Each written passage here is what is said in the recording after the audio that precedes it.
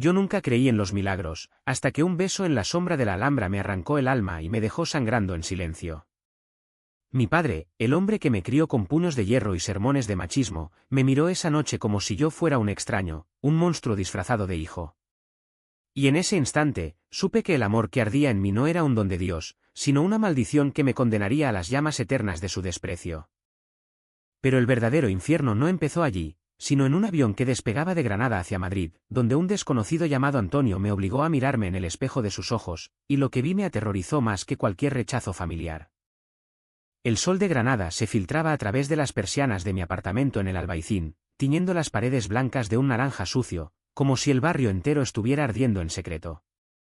Me llamo Javier, tengo 32 años, y cada mañana me despierto con el peso de una vida que no elegí.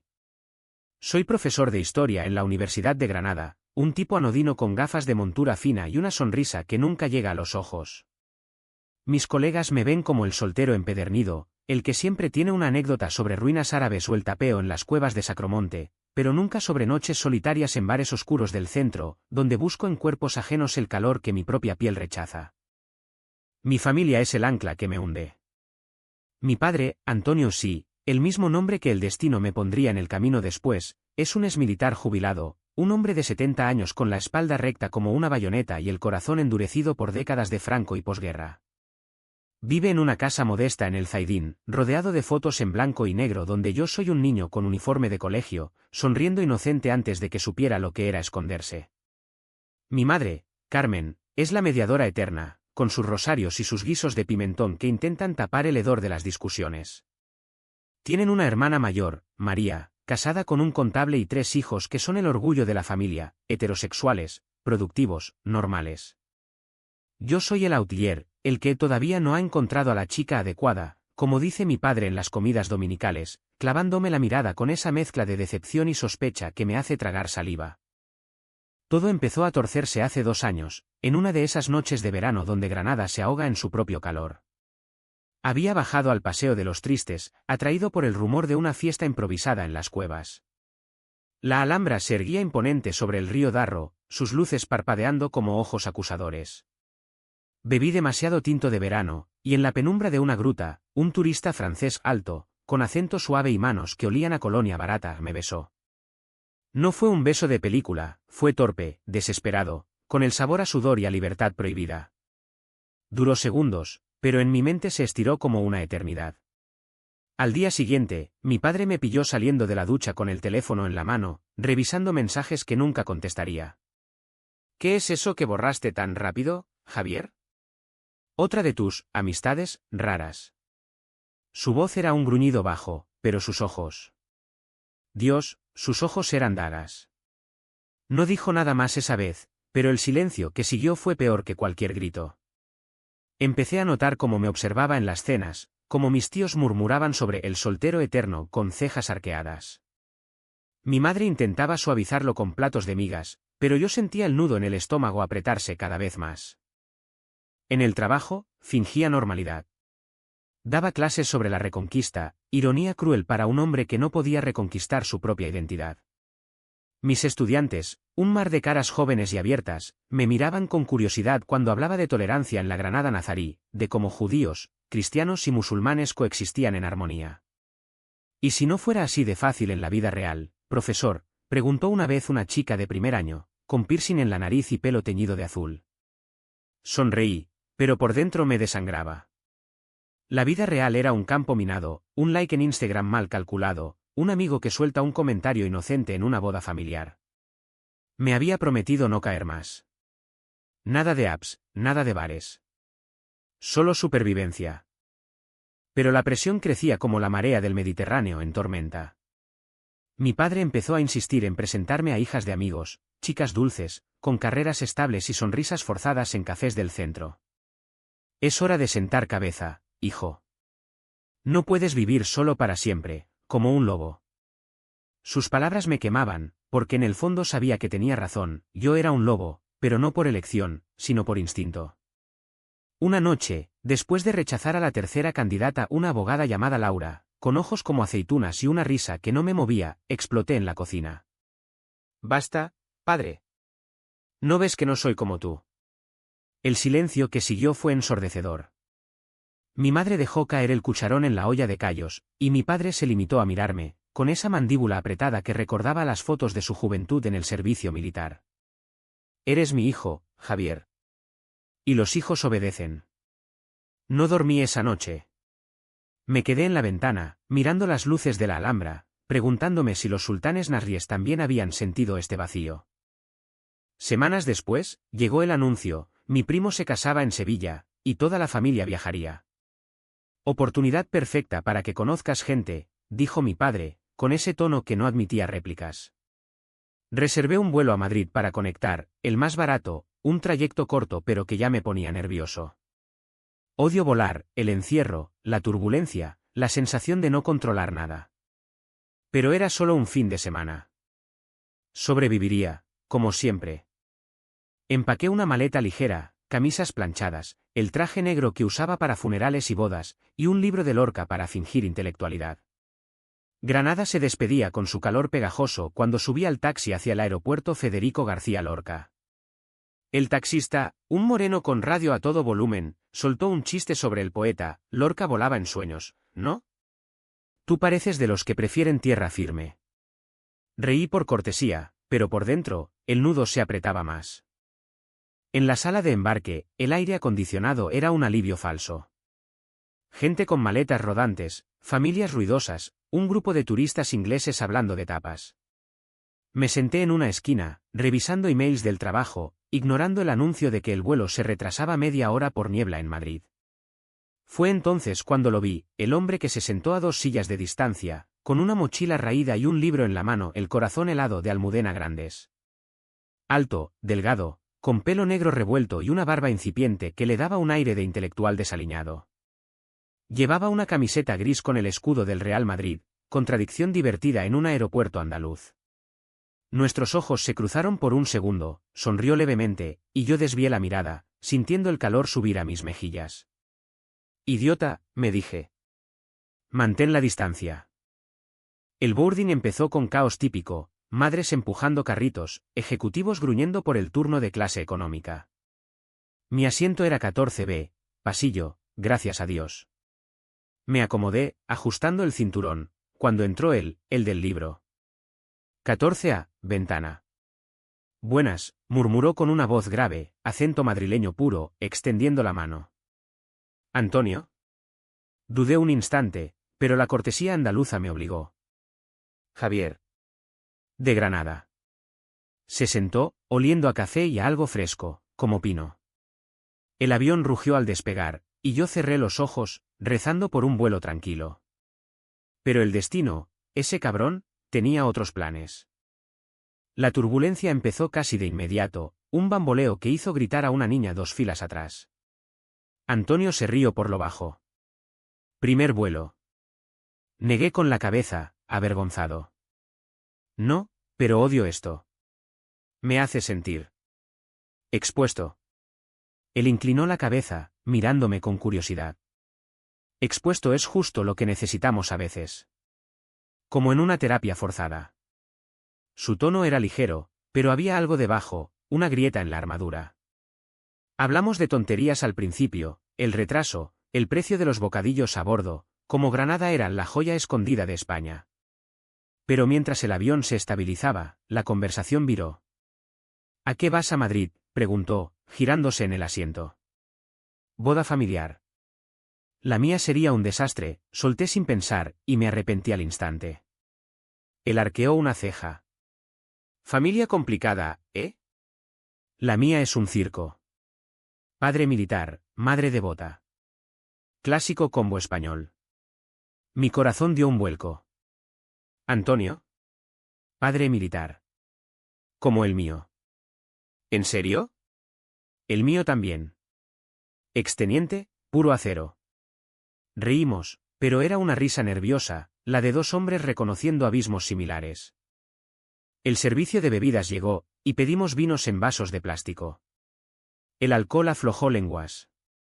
Habló de su trabajo, periodista freelance, cubriendo crónicas de la España rural, de cómo había dejado Barcelona por Madrid para escapar de un armario demasiado estrecho. Lo dijo así, casual, como si comentara el tiempo. Mi pulso se aceleró. ¿Armario? Él se encogió de hombros, bebiendo un sorbo. Ya sabes, el clásico. Ser gay en una familia de derechas conservadoras. Mi padre aún cree que es una fase americana, punto. El mundo se detuvo. Gay. La palabra flotó entre nosotros como humo. Yo tragué saliva, fingiendo interés en la ventanilla, donde nubes blancas se extendían como sábanas infinitas. Suena duro. Mi voz era un hilo. Él me miró entonces, realmente me miró, con ojos verdes que perforaban. Lo es. ¿Pero y tú? ¿Qué escondes detrás de esa sonrisa de profesor? El avión dio un brinco, y yo con él. No respondí. No podía. Pero en ese silencio, algo se rompió dentro de mí, una grieta que el viento del Darro nunca había tocado. El resto del vuelo fue una danza peligrosa de medias verdades y silencios cargados. Antonio no presionó, pero su presencia era magnética, como el imán de las calles empedradas de Granada que atrae a los turistas desprevenidos. Hablamos de libros, él defendía a Grandes por su crudeza, yo a Lorca por su poesía sangrante, de fútbol rivalidad eterna entre Madrid y el Barça, aunque yo confesé mi tibieza por el Granada CF, y de la España que cambiaba demasiado lento. Mira el orgullo en Madrid, dijo, gesticulando con el vaso vacío. Es un carnaval, pero debajo sigue el mismo miedo. Mi hermano mayor aún no me habla desde que se enteró. Su voz se tiñó de amargura, y por un segundo vi al niño que había sido, acorralado en un piso de lavapiés, con pósters de héroes heterosexuales en las paredes. Quise tocar su mano, un gesto inocente, pero la azafata pasó con el carrito, y el momento se evaporó. Aterrizamos en Barajas con el sol poniente tiñendo las pistas de oro. Oye, si estás en Madrid unos días, avísame. Tengo un café decente en Malasaña que hace el mejor cortado fuera de Andalucía. Me pasó un papelito con su número, garabateado con bolígrafo del avión. Antonio Ruiz. No un Stouque, lo juro. Sonreí, guardando el papel en el bolsillo como si fuera una granada sin seguro. Javier López. Igual. Nos despedimos con un apretón de manos que duró un latido de más, y mientras arrastraba mi maleta hacia la estación de tren para Sevilla, sentí su mirada en la nuca. El metro subterráneo era un horno de cuerpos anónimos, y yo, por primera vez en años, no me sentía invisible. La boda en Sevilla fue un torbellino de abrazos falsos y flamenco estridente. Mi primo, Pedro, radiante con su novia, una sevillana de curvas generosas y risa contagiosa, me presentó a más candidatas de las que podía contar. Bailé un sevillana torpe, bebí manzanilla hasta marearme, y evité las preguntas de tíos borrachos sobre cuando me tocaba a mí. Mi padre, con su traje de los domingos, me vigilaba desde la barra, su bigote gris temblando cada vez que me veía charlar con un camarero guapo. No seas tonto, Javier. Encuentra una mujer de verdad. Sus palabras eran cuchillos envueltos en algodón. Mi madre, con un abanico en la mano, susurró, tu padre solo quiere lo mejor para ti, hijo. No lo entiendas mal. Pero yo lo entendía perfecto, quería un hijo que perpetuara el linaje, no un desviado que manchara el apellido. Regresé a Granada 2 días después, exhausto, con el papelito de Antonio arrugado en el fondo de mi cartera.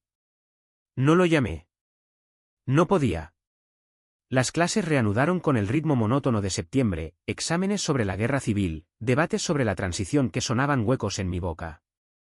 Por las noches, caminaba por el Sacromonte, subiendo cuestas empinadas hasta las cuevas donde el cante hondo llora verdades que nadie quiere oír. Una vez, borracho de anís, me detuve en un bar gitano, donde un cantaor con voz de carbón me miró y dijo, el duende no perdona, moreno. Si lo llamas, viene y te arrastra.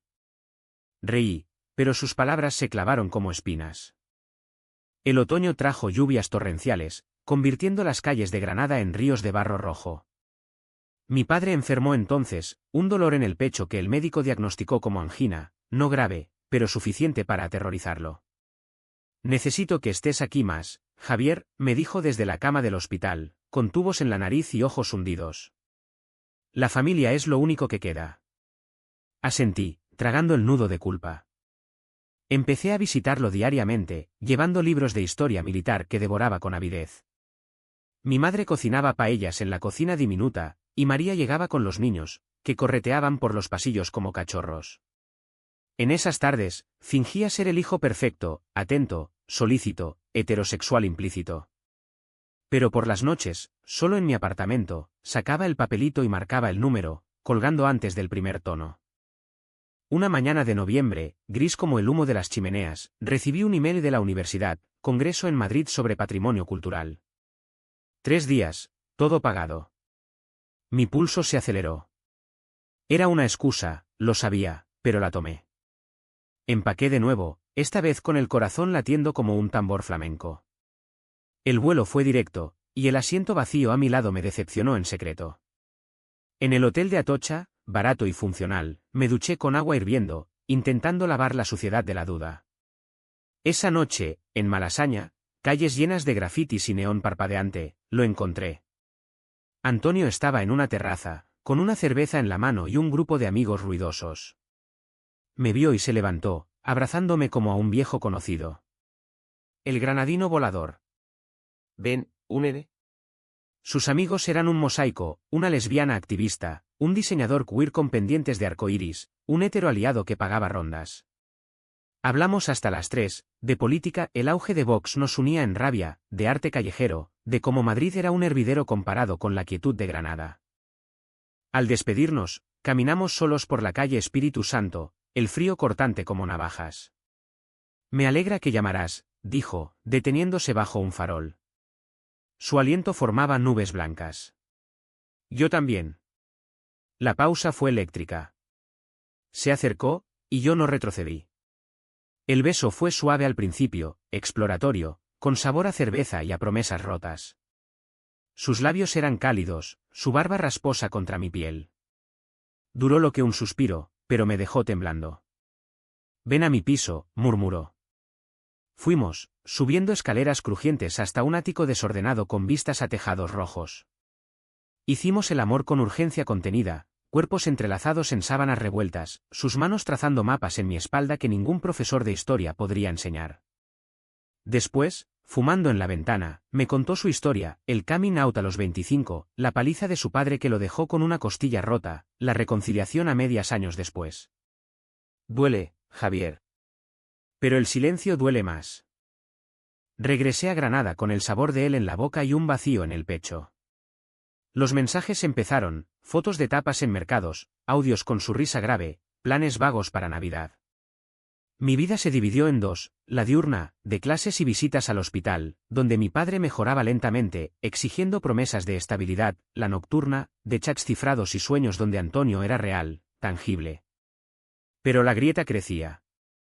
Una tarde, en la cocina de mis padres, mi madre encontró mi teléfono vibrando con un mensaje suyo, echo de menos tu piel, granadino. Lo vi demasiado tarde. Ella lo leyó, palideciendo. ¿Javier? ¿Qué es esto? Su voz era un susurro roto. Mentí, balbuceé algo sobre un amigo del Congreso, pero sus ojos, heridos, me persiguieron hasta la noche. El invierno llegó con heladas que cubrían la Sierra Nevada de blanco, y con él, la tormenta interna. Mi padre, ya en casa, me pidió que lo acompañara a misa en la catedral. Para agradecer a Dios por esta segunda oportunidad, dijo, aferrándose a mi brazo. Arrodillado en el banco de madera pulida, con el olor a incienso asfixiándome, recé no por él, sino por mí, por valor, por paz. Pero el valor es un lujo que los hijos de militares no se permiten. Antonio vino a Granada una semana después, en un viaje relámpago por trabajo. Nos encontramos en un hotel discreto cerca de la Plaza Nueva, donde el rumor de la fuente de los 9 chorros ahogaba nuestros gemidos. Quédate conmigo, me dijo al amanecer, su cabeza en mi pecho. Madrid es grande, Javier. Podemos intentarlo. Quise decir sí, pero las palabras se atoraron. Mi familia. No lo entenderían.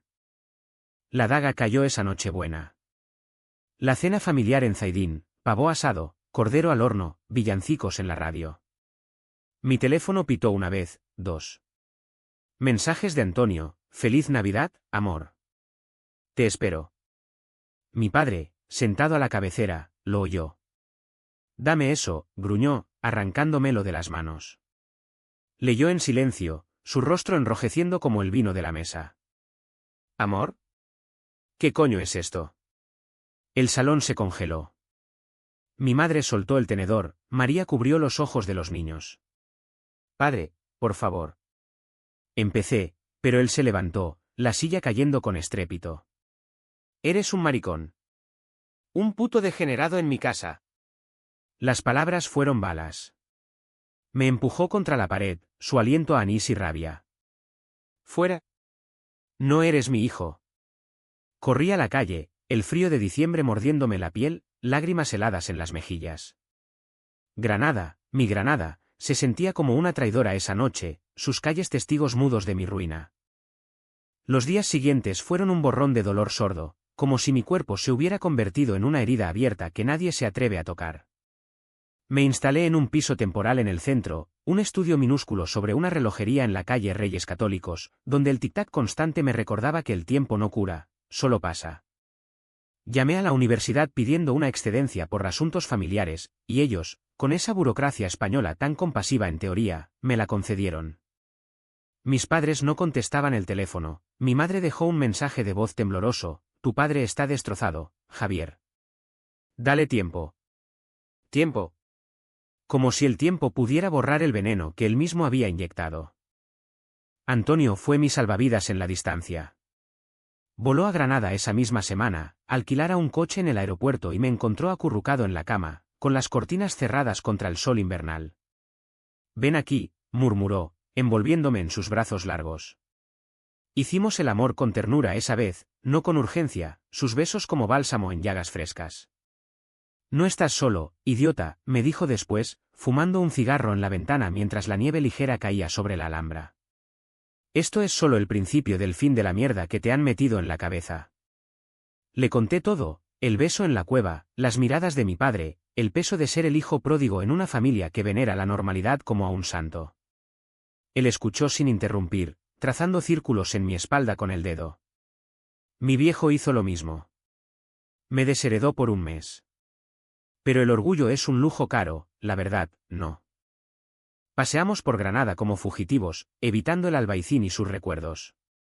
Fuimos al parador de San Francisco, donde el jardín del Generalife nos regaló un atardecer de naranjas y rosas, y por un momento, bajo los cipreses centenarios, me sentí libre. Imagíname aquí contigo siempre, dijo Antonio, besándome la sien. Clases en la uni, yo escribiendo crónicas sobre olivos, cenas con vino de la Alpujarra. Sonreí, pero el fantasma de mi padre acechaba en cada sombra. Llamadas ignoradas de mi hermana, un email de la universidad sobre el congreso perdido. La ciudad, que siempre había sido mi refugio, ahora me asfixiaba con su belleza implacable. La Vic ACHA me empezó a hervir cuando Antonio tuvo que volver a Madrid. Vente conmigo, insistió en el aeropuerto, su maleta a medio cerrar. No puedes quedarte aquí pudriéndote. Quise ir, Dios, como quise. Pero las raíces eran profundas, mi madre, frágil como porcelana, mi padre, un volcán dormido que podía erupcionar de nuevo. Necesito arreglar esto primero, mentí, besándolo con desesperación.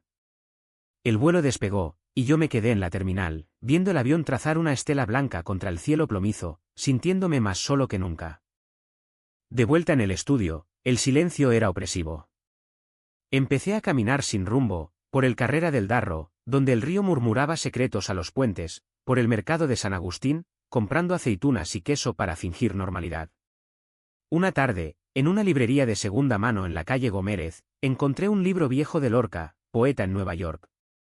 Lo abrí al azar, y las palabras me golpearon: en Nueva York no hay demonios, pero hay milagros. Lágrimas cayeron sobre las páginas amarillentas. ¿Milagros? Mi vida era un callejón sin salida. Mi padre rompió el hielo una semana después. Un mensaje seco: ven a casa. Hablamos. Fui, con el estómago revuelto como en un mal vuelo. La casa en Zaidín olía a potaje y a arrepentimiento. Él estaba en el salón, en su sillón de orejas, con un crucifijo nuevo en la pared. Mi madre revoloteaba en la cocina, evitando mis ojos. Siéntate, ordenó, señalando el sofá. No hubo abrazos, solo silencio pesado como plomo. Lo que vi en tu teléfono. No lo entiendo. Eres mi sangre, Javier. ¿Cómo puedes traicionarnos así? Sus palabras eran un muro, no una puerta. Intenté explicar, el vuelo, Antonio, el beso que no pedí pero que me salvó. Es quien soy, padre.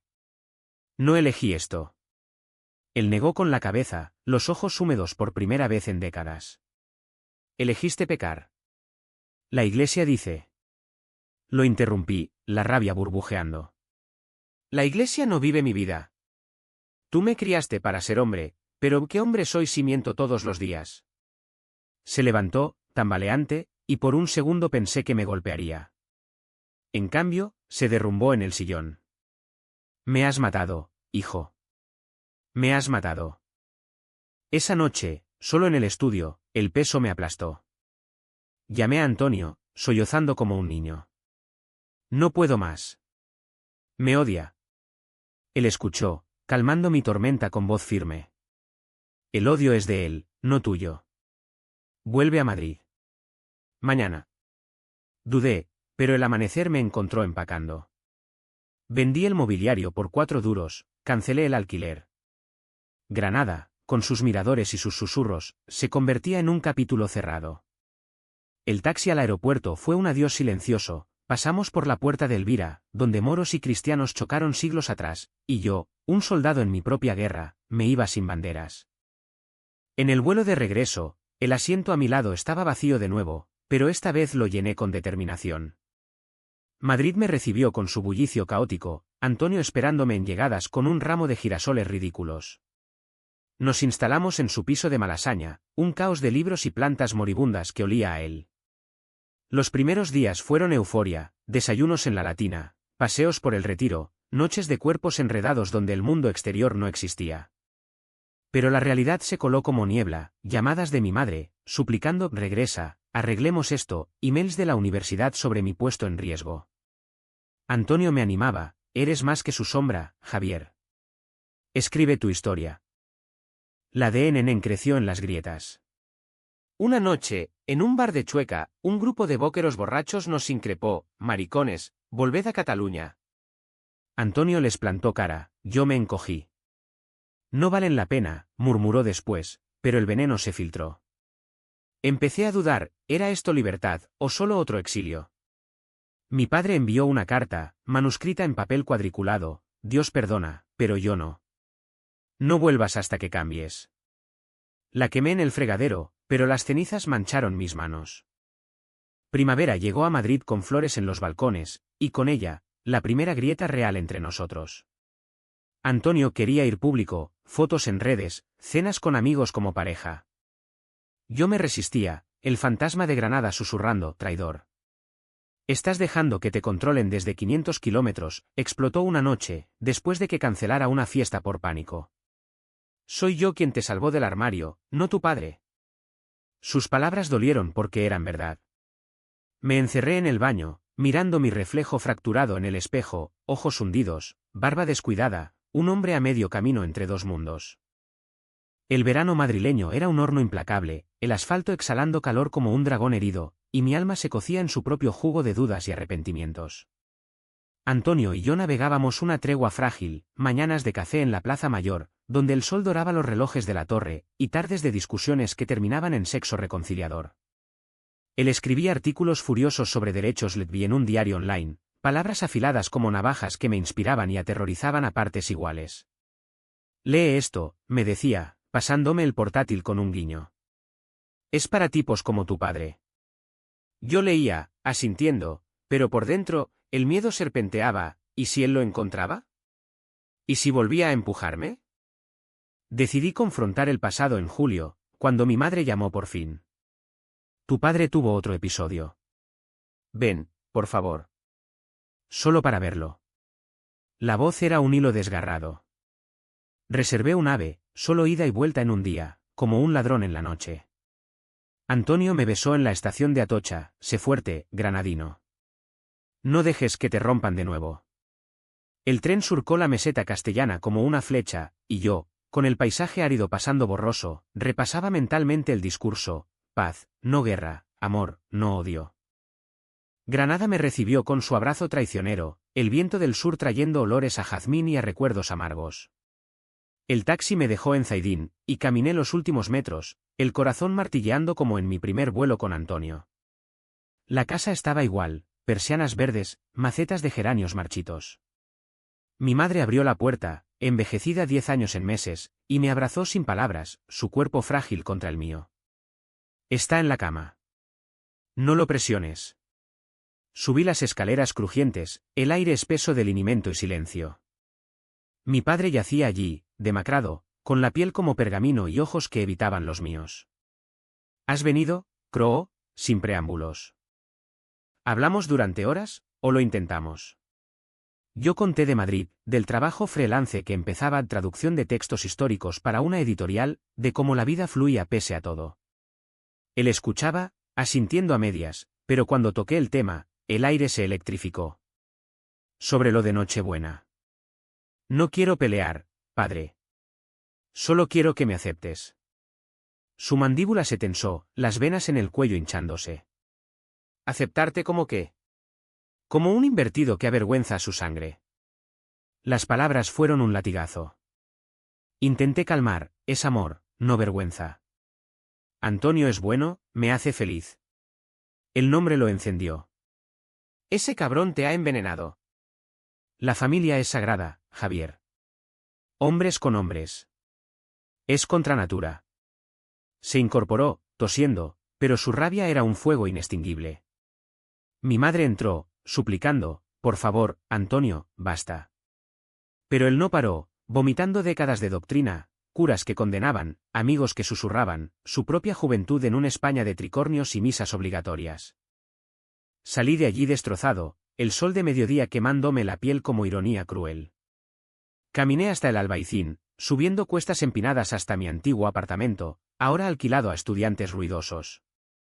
Me senté en un banco frente a la Alhambra, las torres rojas mirándome con indiferencia eterna. Lágrimas cayeron, calientes y saladas, y por primera vez, no las contuve. Un viejo con bastón pasó, murmurando, el amor es como el darro, hijo, fluye donde quiere, no donde mandas. Asentí, pero el vacío era abismal. De vuelta en Madrid, el turning point llegó como un trueno en cielo despejado. Antonio había planeado una cena sorpresa, amigos, velas, un pastel con feliz aniversario de vuelo escrito en glaseado. Llegué exhausto del tren, oliendo a Granada, y encontré el piso lleno de risas y música indie. Él me besó en la puerta, ajeno a mi tormenta interna. ¿Estás aquí? Cuéntanos todo. Pero durante la cena, con copas de Rioja circulando, el teléfono vibró, mi madre. Tu padre. Ha tenido un infarto. Grave. Ven ya. El mundo se inclinó. Dejé caer el tenedor, el ruido ahogado en el bullicio. Antonio palideció. Ve. Yo me encargo. El AVE nocturno fue un infierno de asientos duros y dudas punzantes. Llegué al hospital de San Cecilio al alba, el pasillo blanco y estéril como un túnel al Averno. Mi madre estaba allí, hecha un ovillo en una silla, María a su lado con los niños dormidos en el suelo. Está estable, pero débil, susurró. Entré en la UCI, el pitido de las máquinas como un requiem mecánico.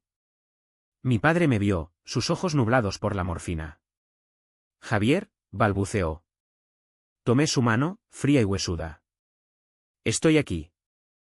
No hubo acusaciones esa vez, solo silencio roto por confesiones entrecortadas. Tenía miedo. De perderte como perdí a mi padre en la guerra.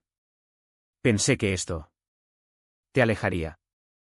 Lágrimas rodaron por sus mejillas surcadas. Lo siento, hijo. Lo siento. Me quedé 3 días, velando, mediando con médicos, cocinando sopas para mi madre. Antonio llamaba cada hora, te necesito, pero ve. Arregla lo que puedas. Cuando regresé a Madrid, exhausto pero liviano, encontré el piso vacío. Una nota en la mesa, no puedo competir con fantasmas, Javier. Mereces libertad, no cadenas. Adiós. El corazón se me paró. Llamadas sin respuesta, mensajes en el vacío. Corría a su trabajo, un coworking en Gran Vía, pero sus colegas negaron con cabezas, se fue a Barcelona. Algo personal. El suelo se abrió bajo mis pies. Había chocado contra el fondo, no por mi padre, sino por mi cobardía. Me derrumbé en un banco de la plaza de Callao, el tráfico rugiendo indiferente, y por primera vez, el dolor fue puro, sin filtros. Tétrico, inmóvil, como un cadáver esperando el entierro. Días se convirtieron en semanas de estupor. Caminaba por Madrid como un sonámbulo, retiro vacío de hojas otoñales, bares de Malasaña donde su risa aún resonaba. Escribí cartas que no envié, borré fotos que dolían. Mi padre llamó una vez, vuelve cuando quieras. La puerta está abierta. Pero el daño era profundo, el perdón, un puente frágil. Empecé terapia, un psicólogo en Chueca con acento catalán que me obligaba a desenterrar raíces podridas. El silencio te mató antes que las palabras, dijo en una sesión. Tenía razón. El vacío me había vuelto un cascarón, pero en esa nada, algo germinaba, rabia, no contra mi padre, sino contra el niño que había sido, el que se escondió por amor equivocado. El otoño madrileño pintaba las hojas del Retiro de rojos furiosos, como si la ciudad misma sangrara mis batallas internas, y yo, en medio de ese torbellino, decidí que ya no más huidas. El clímax no llegó con fanfarrias ni gritos en plazas públicas, fue un susurro en la quietud de un café en Lavapiés, donde el aroma a churros y café solo me anclaba a la realidad. Había rastreado a Antonio a través de un amigo común, está en un piso compartido en Gracia, Barcelona. Herido, pero vivo. Compré un billete de tren esa misma tarde, el AVE surcando España como una arteria abierta, y por el camino, ensayé palabras que nunca habían salido de mi boca, te quiero. No como excusa, sino como verdad. Barcelona me golpeó con su brisa marina, un contraste salado con el polvo de Madrid. Gracia era un laberinto de calles peatonales, plazas con fuentes cantarinas y bares donde catalanes y andaluces se mezclaban en un Babel alegre. Encontré el piso en una calle empedrada, con macetas de bugambillas cayendo como cascadas púrpuras. Toqué el timbre con manos temblorosas, el corazón un tambor de flamenco desbocado. Abrió una chica con dreadlocks, mirándome con sospecha, Antonio no recibe visitas. Pero él oyó mi voz, por favor, dile que es Javier, el del vuelo, y apareció en el umbral, ojeroso, con una camiseta vieja de Radiohead y ojos que brillaban de incredulidad. No hubo escena dramática, entramos en su habitación, un caos de pilas de periódicos y pósters de manifestaciones, y nos sentamos en la cama chirriante. Pensé que no vendrías, murmuró, evitando mi mirada. El aire estaba cargado de lo no dicho. No podía no venir, respondí, la voz ronca. Te perdí por mi culpa. Por miedo a mi padre, a Granada, a mí mismo. Pero en el fondo del pozo, vi claro, sin ti, soy la mitad de hombre.